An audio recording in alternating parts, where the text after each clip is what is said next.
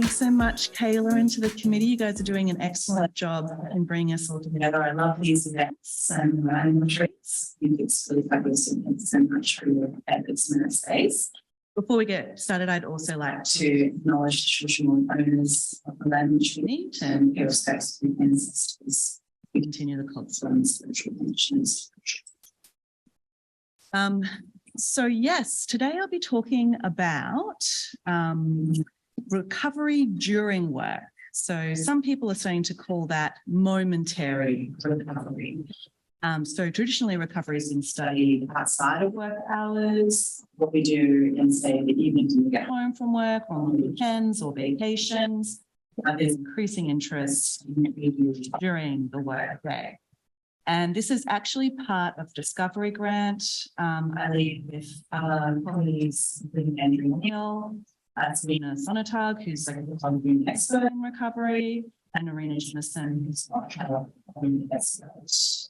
And so what I'll be presenting today is our first field study. And this is one of those sort of fun projects where we have this beautiful theoretical model, and we're trying to fit it to real data from real employees. And so there's a bit of fun in doing that, which I'll take you through. And I'm also really keen to get your engagement and thoughts on things throughout the process today. So we can use the good old Slido. And so if you want to participate, no pressure, but it can be fun. You can grab out your phone and go to the web browser and just go to www.slido.com. And the code for today is CBOP 2023. So hopefully that works for you. Please let me know if not. Are they chatting? Let me just stop that and I'll reshare these ones. That should help people. Thank you. Is that cool for the guys? Yep, awesome. Thanks, everyone. I might put the meeting chat. Yes. Thanks, Kayla. If you could just let me know if there's any more little questions like that from the folk online, that would be great. And so for those folk online, I'll just give you a moment. So if you want to participate with the Slido as well, you just go to slido.com and our event code is CBOP 2023. Okay. Okay, so just to get us all on the same page, what do we mean by recovery? The recovery is a process of regaining your energy after there's been some expenditure of it through investment. That's the sort of typical classical definition of recovery. And meta-analytic research, there's been a couple of meta-analyses. In fact, there's been a few more since these. I have to update my slide, but typically, consistently, it's found that the more employees engage with recovery in their outside of work hours, the better their general well-being, the better their sleep, the better their physical health, and also the better their work performance. A lot of that research has been done cross-sectionally, but there is also longitudinal evidence, and a lot of that research is between subjects. So there is also quite a lot of research on diversity designs. It's just not the body of the literature when we look at these meta-analyses. Interestingly, some of the meta-analyses have used meta-regression techniques to control for things like employees' job demands and resources, and they've found these benefits of recovery hold, accounting for employees' job design, which I think is also particularly interesting and important. So certainly, yes, it is to acknowledge. Certainly, yes, the employees' work design, the demands they face uniquely in their job, they have a really significant impact on these things like well-being, sleep, and performance. Absolutely. But recovery is also just another avenue through which employees can do something to improve their situation. That's a particularly important avenue to explore because changing job design in some types of jobs might not be so possible, or it might take a lot of change and organizational investment and effort that might take a long time. So it's nice to know that there's things that employees can also do themselves. That being said, we don't want to put all the pressure on employees to be the, bearers of the responsibility for their well-being. We do completely acknowledge that work design is an important factor. Okay, so some of you might be worried since COVID, if what we know about recovery still holds. There's been increasing research coming out since then and during COVID that does suggest that a lot of what we did know still holds in the current hybrid work from home context of COVID environment, with some slight changes, with more focus on the important role that home environment factors. So just to give you a bit of a recap, if you haven't seen me present on this before, there's different contexts in which we can recover. One is vacations. The problem with taking vacations is the benefits only last 2 to 4 weeks, after which time employees are as emotionally exhausted as they were before the vacation. And some people will be surprised. It's a bit disappointing, right? So we can't just rely on taking vacations. I often hear sometimes managers saying this when employees are burnt out. Take a vacation. We cannot rely on that because the benefits of the vacation just don't last. They're very temporary. Some people don't enjoy the benefits of the vacation if the work spills over into that vacation time or if they had hard time. The bulk of the literature has looked at evenings and weekends. So it's really important to make time for recovery on your evenings and weekends to make it more of a routine, a daily or weekly habit. But time alone is insufficient. So what we've found is there's different sort of qualities of activities that you can do in your leisure time that have varying, benefits for well-being. If it's more active recreation, so socializing, physical activity, there's more beneficial effects. Whereas if you do just like low effort, nothing, couch surfing, it's kind of much of a muchness. There's not really any real benefit there. And if you actually in your leisure time do more work, there's negative consequences usually. What seems to be more important is the psychological experiences you have during these recovery times. And the key ones that have been studied, which were devised by Sabina and her colleagues, is psychological detachment from work, so a chance to disconnect mentally from work and have a mental break, mentally distance yourself from work. Relaxation, so feeling like you've had a sense to kick back and relax, and mastery. So that's mastering something outside of work. So some other intellectual pursuit or creative pursuit or something meaningful. And these, to varying extents, can explain those benefits of recovery a little bit more strongly than just time alone or these specific activities. More recently, as I was saying at the start of the presentation, people have started to look at momentary recovery during the workday through work breaks or other strategies. And so the literature here is growing. There's not very much consistency yet on how to measure this phenomena during the workday. There's been some meta-analyses, again, I'll need to update these references, that have found, for example, the experience of psychological detachment might not be so crucial during the workday, whereas other experiences like relaxation and mastery might be more important. Maybe you really only can fully psychologically detach from work once you've left and gotten home in the evening or on the weekend. Maybe during the workday, other experiences are more important for you to regain some energy. So that's something interesting to keep in mind as we progress this research. Now, our first little Slido poll, which I'll just activate now for a bit of fun.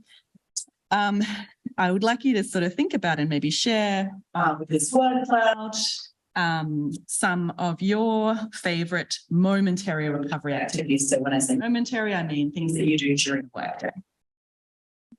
Okay. So some of the things people are saying is chatting, coffee break, going for a walk, Instagram with emoji. Lovely.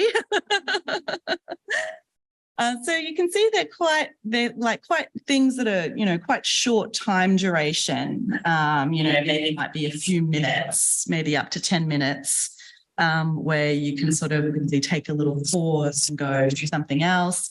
People do tend to more commonly do things that are more social and also more physical, like stretching legs, getting some movement. And other research I've done with Ms. Acker and other colleagues on micro breaks at work have found that those more social and physical activities during the micro breaks are the most restorative for energy. Okay. All right. So with the Zoom, I might just make it so. How do I see the full screen again? I see.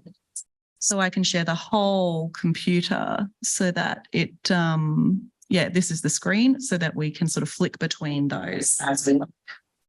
Excellent.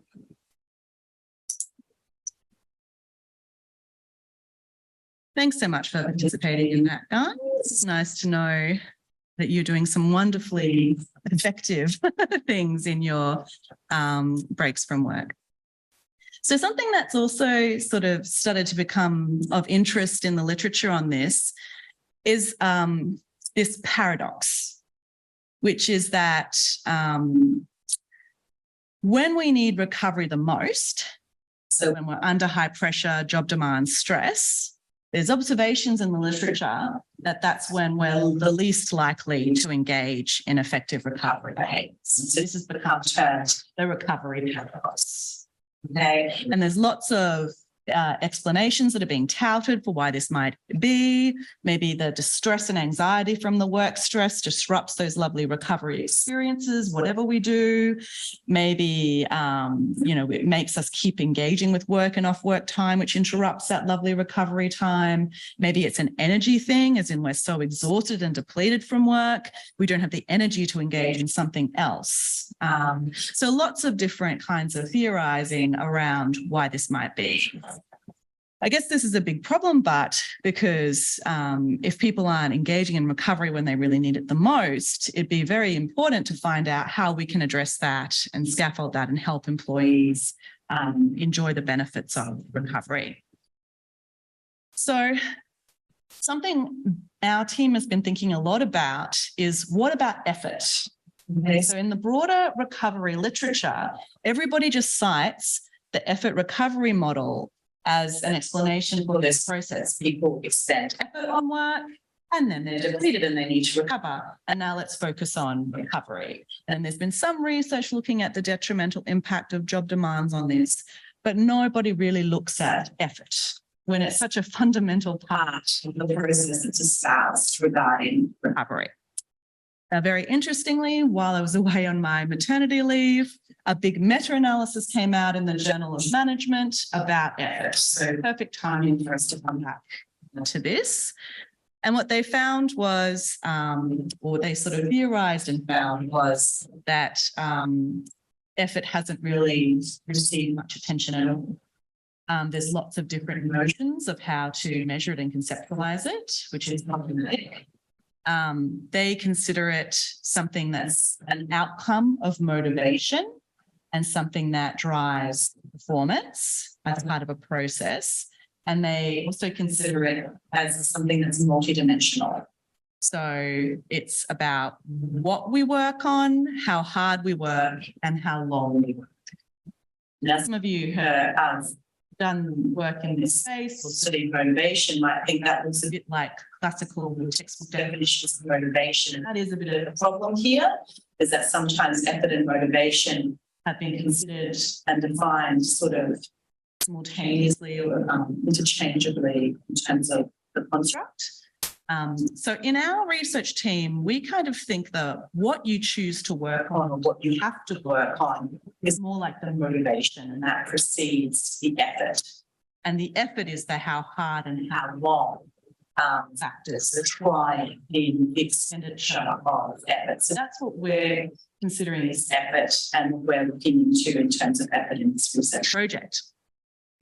In the meta-analysis, they found, yeah, that effort does predict performance. Interestingly, not exhaustion. Now, this is very, very interestingly in terms of all the literature and theorizing on recovery. Almost every recovery paper starts with recovery model that leads you to be depleted and you need to recover, when this meta-analysis found that there's no significant effect between persons of effort on work and exhaustion. So something very interesting to consider here. Effort's not maybe necessarily always depleting. And certainly myself as a motivation researcher from the SDT or self-determination theory perspective, I agree with that. It depends on what you're doing and why you're putting effort into it. Certainly, when it's something that's more intrinsically motivating to you, you might not experience this deficit as much or maybe not at all. But, you know, again, we really wanted to know more about these momentary effects during the workday. Much of this literature still is between persons comparisons. So the bigger picture of our grant, as I've already kind of highlighted, we're very interested in these momentary and dynamic effects, focus on effort, focus on the quality of recovery, not just time on recovery, because it's more important that you have those psychological experiences, not necessarily what you do. We thought it was important to blend field and experimental work, but what I'm presenting today is just our first field study. In fact, Lisa, who's in the audience today, has just joined us, and she'll be doing her PhD on the experimental program of research. Welcome, Lisa, to the department. And so our ultimate aim is to find some kind of basic process model that explains this effort and recovery process that can work across timescales, but also across contexts, home and work. So we started to think about what are the mechanisms involved here in determining whether people continue to put effort into work, whether they stop to take a break and prioritize their recovery. And we thought it's something to do with their satisfaction or not in terms of the progress they've made on work so far, and also maybe something to do with their need for recovery. So they're probably making these decisions regarding, do I continue to make progress? Do I feel satisfied with what I've done? Is it the right time to stop and take a break? Or is my level of sort of fatigue too much now that I need to stop and address my needs for recovery? I'm just too exhausted. So these were the core mechanisms that might help explain these decisions people make during the workday. All right, so our next little Slido poll. So we'll just pause that one that we had before and activate the next one. I was just wondering, what do you think about these as mechanisms for guiding your choices during the workday as to whether you keep going and making progress on work, or whether you stop and take a break to address your need for recovery? And so which do you think has the biggest impact on your recovery? Is it that you find that you haven't stopped and you're very exhausted? Does that really impair your recovery? Or is it that you feel guilty or bad that you haven't made progress? Which of the two has the most detrimental impact on your recovery during the workday? Just Alt-Tab to that screen. And people, I guess, maybe because this is an academic audience, people so far are saying overwhelmingly the lack of progress. That'd be very interesting when we come to the results. So I'll just leave that going if people want to. All right, so these are our hypotheses. We're interested in these moment-to-moment effects in this research rather than general trajectories during the workday, so from one moment to the next. And we're interested in sort of like process of effort on these mechanisms and then the subsequent effect of these on the decision to take some recovery. And we're also interested in these effects of taking recovery on these mechanisms and then the subsequent effects of that on later effort. Okay, so the first part of this is an effort process. So guided by, a lot of literature, we expect that, if you invest more effort in your work in the moment, you're going to make more progress. Okay. If we agree with prior theorizing, that might also increase your exhaustion and your need for recovery. Then we would expect if you've made progress, subsequently, you might be better able to recover because you feel satisfied with what you've done. You're better able to detach and relax. However, if you've got a very high need for recovery, guided by the recovery paradox theory, you might expect that your subsequent recovery is impaired because you're exhausted or stressed. So there's quite interesting paradoxical effects and competing processes potentially at play here. On the flip side, in terms of a recovery process, we expect that if you've had some nice opportunity for recovery, a chance to touch and relax, that this should reduce your need for recovery. But also it may reduce your sense of progress because you've taken time away from work to focus on that recovery.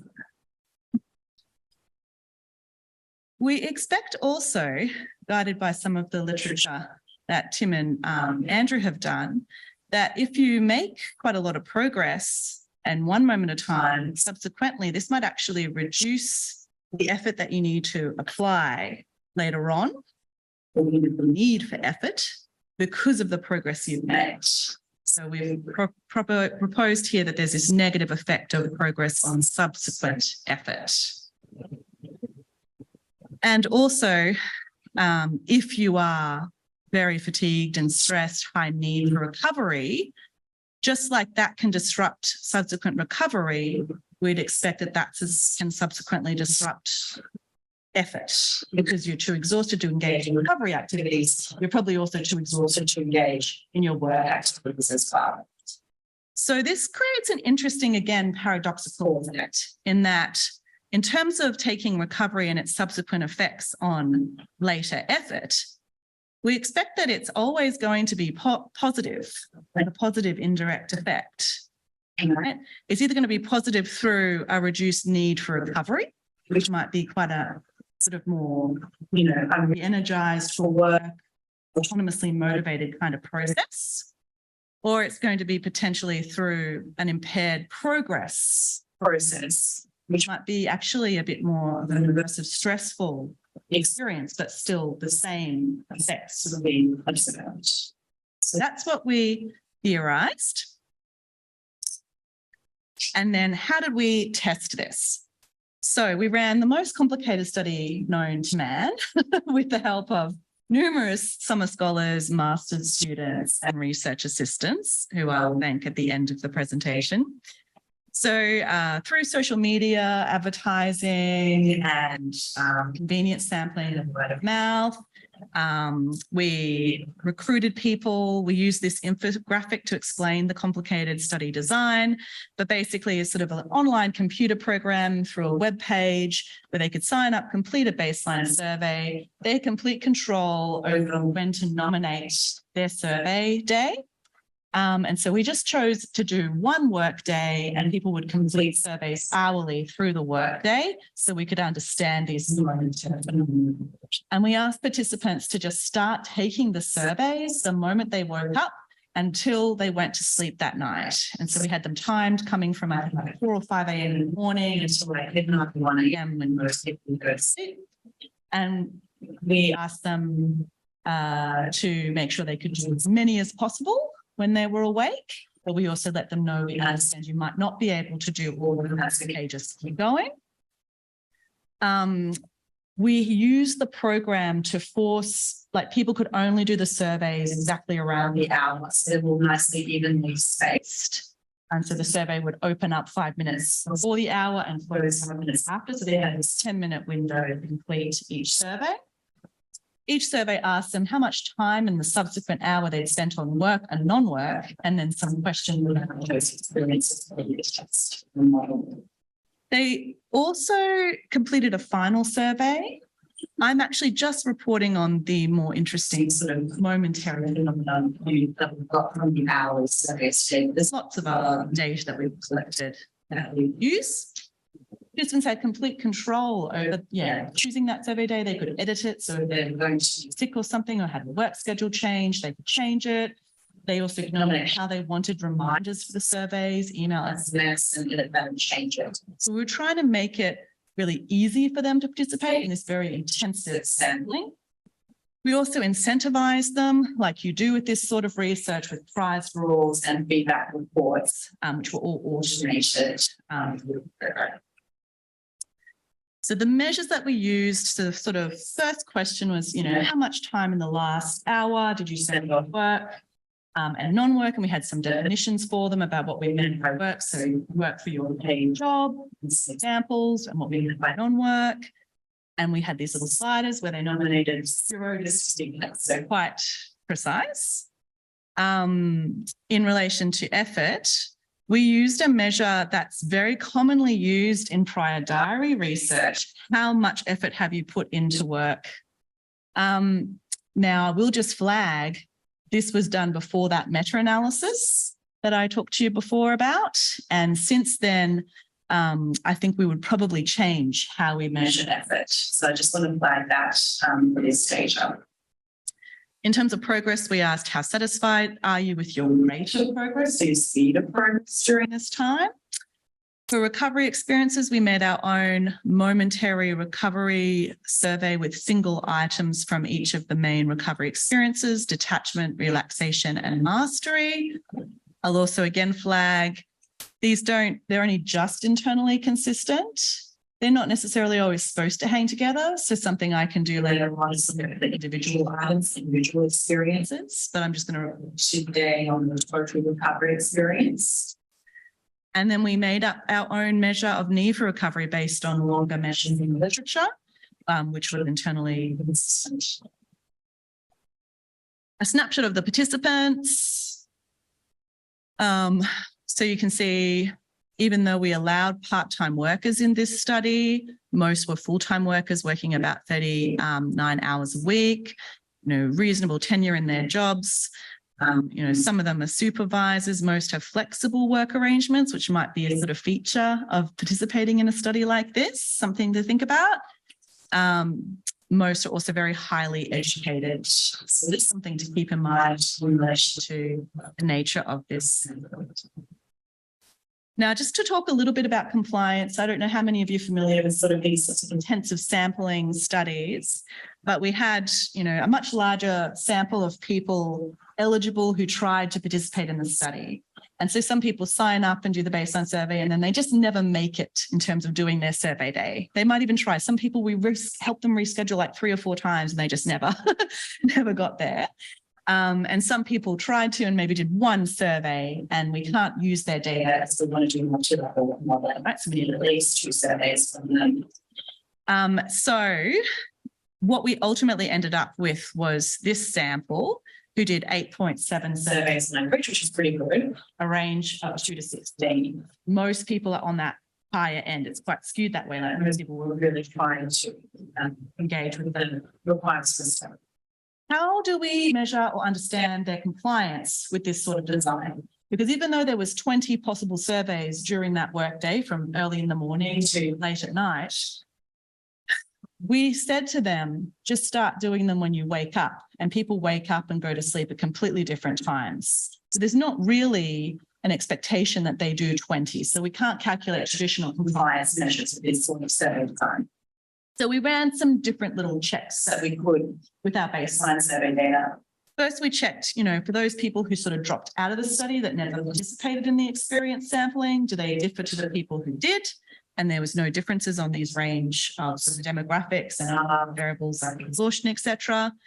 And then of the people that we ultimately retained in our sample, we checked, is there some issue where if you can do more surveys, there's something different about you? And we correlated the number of surveys they completed with all these factors. We did other demo, sort of descriptive checks and things like that, depending on the nature of the variable. And the only effect there was a small negative correlation with exhaustion, general exhaustion. So people who are a little bit more exhausted tend to complete less surveys during the experience sampling. So just full disclosure, wanted to reveal that is sometimes the complexities of this sort of research and these sorts of designs. We are using multi-level modelling in this research, so we're accounting for between person factors in our variables, but is something to consider. We might do some further robustness checks on that. Okay, a snapshot of the surveys. So we have over 1,900 surveys from people. There's a nice mix of ones that are just completely work, completely non-work, and some combination of work and non-work during the research. Why and plus version 11 is inside there. They also had quite a range across them in terms of 0 to 60 minutes on work, 0 to 60 minutes on non-work, with a mean of 29 each. There's not any significant skew one way. So we've got a nice spread. We also asked people during that work time, what sort of work are you doing? Are you doing the main work? Are you organising your work, like scheduling, emailing? Are you doing some kind of learning activity for your work or helping others with their work? And you can see it's mostly they're doing just the main work, the core work of their job, and some other things all the time. In terms of the non-work activities, we asked the sort of typical recreation activities that are asked in the literature, and also some of the things we call like chores or duties, so life duties, personal admin, getting ready for work, cleaning, house chores, things like that. And care duties is something we added in, like so caring for children, caring for, and that would be relatively something like that. What's very interesting is the most common thing in non-work time our sample is reporting on is life duties, not recreation. So again, this sort of assumption that just stopping work and this non-work time is now this time for recovery is not accurate. It's really what you do with that time and your experiences during that time. Actually, I would just flag further, we have done some more qualitative research on these activities in non-work time in the prior study. And interestingly, like life duties like doing the dishes, when you ask people about their experience of that more qualitatively, some people say they find that relaxing and that gives them the chance to detach and recover. So it's, even though I think that sort of stuff is horrendous, and I wouldn't personally find it a valuable recovery activity, some people do. And again, that speaks to it's not necessarily the nature of the activities, but what people individually get in terms of those.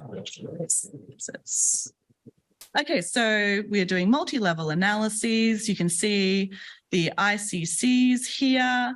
So there's nice sort of split within and between variants. It justifies looking at this way. Interestingly, the need for recovery is a little bit more between person variants and other factors. People sort of reporting on their time on work and non-work, but it's quite low, so there might not be too many systematic between person differences in that reporting, which is great. Now, because we've lagged the data here to look at these moment-to-moment effects, I will just flag that does reduce our sample and the clusters per person because we have not done any estimation of missing hours. Okay, so somebody might have done 8 surveys during the study, but there'd be spaces and gaps in between. They might have missed some. And so our analysis is only grabbing where there's lags adjacent. Okay. So 3.2 is probably okay. Again, something we can do in future as a robustness check is maybe to look at a smaller sample of people, because that's still over 200, where there's greater number of those clusters. So that's something we can look into later. I thought it was important, even though time on these things might not necessarily be as important as those psychological experiences of effort and recovery, that it's probably important to still account for that varying amounts of time people spent on work and non-work. So I specified these in the model and did some checks with them.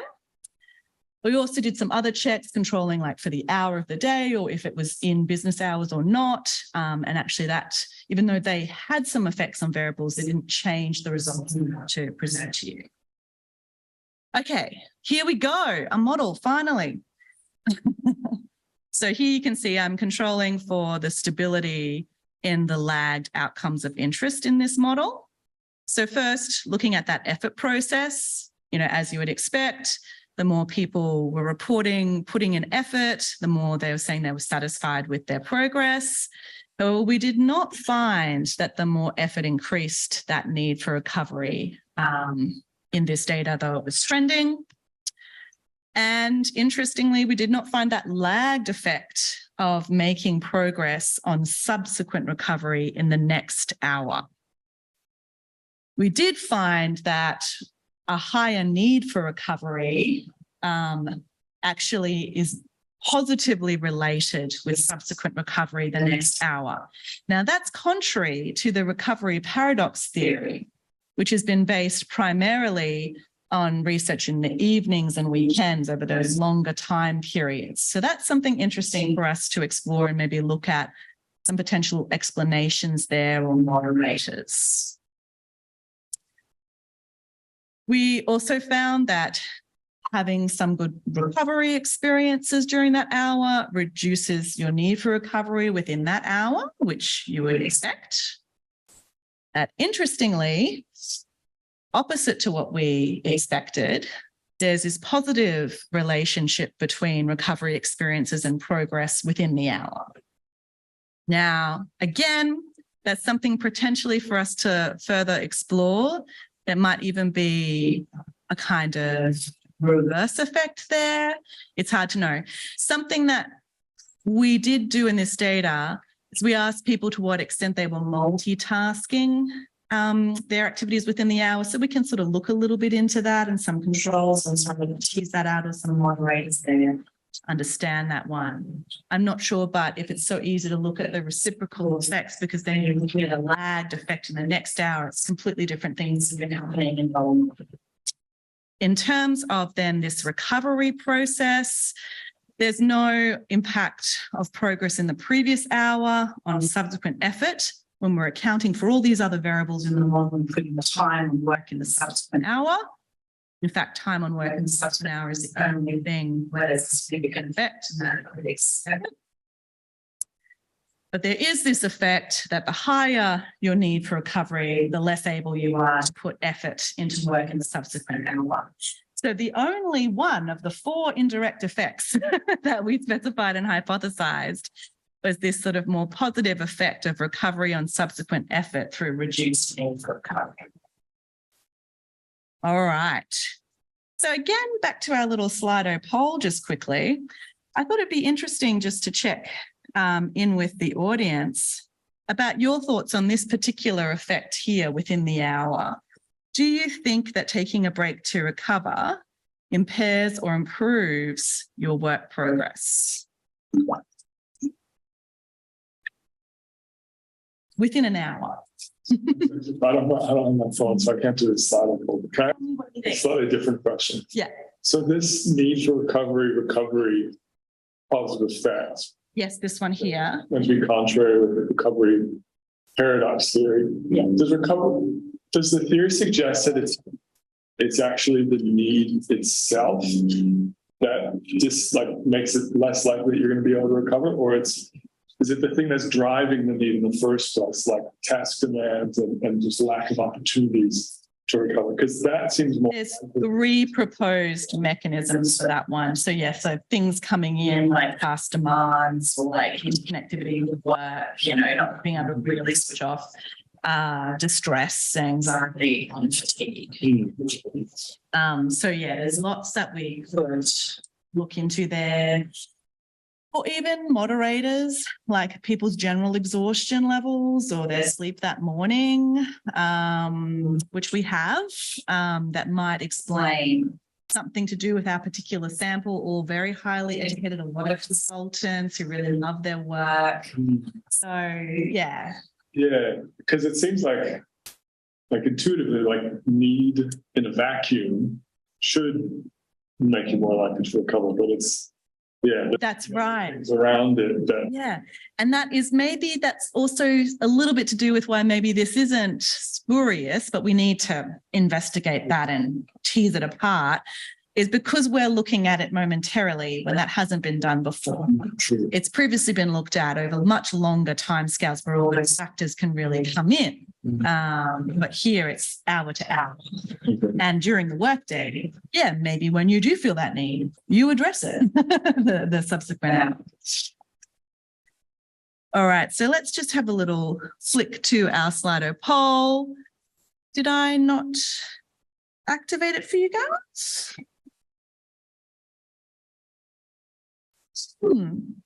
I think I'm having a weird internet issue on my phone, which is not letting me activate that one. Sorry if that hasn't worked for you. Oh, I see. I could do it through here. So if you want to participate in that, it's now active, but no worries if not. And I might just pop back to that in a second, finish up the presentation. Okay, so I guess the broader implications here is that prior research is really focused on that outside of work time, evenings and weekends, but there's quite a lot to learn about how people manage this during the workday. There's some potentially really interesting implications here. I actually think what's particularly important to me is that there's not very many effects of making progress that are beneficial. And I think sometimes we get so caught up in that, I'll make progress, and then I can take a break. But, maybe that's not such a great frame of mind, because we're not really finding benefits of that here. Maybe we're never really satisfied with that rate of progress during the workday.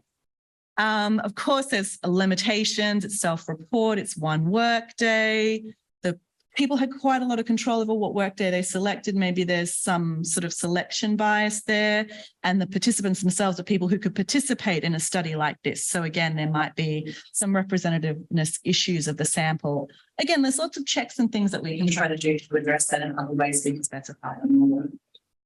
And lots of future research suggestions as well. If we just switch back to the Slido poll, a lot of people are saying they think that actually, and maybe because you've seen the results now, that it would improve your progress taking a break. And that's something, really interesting for us to explore in future.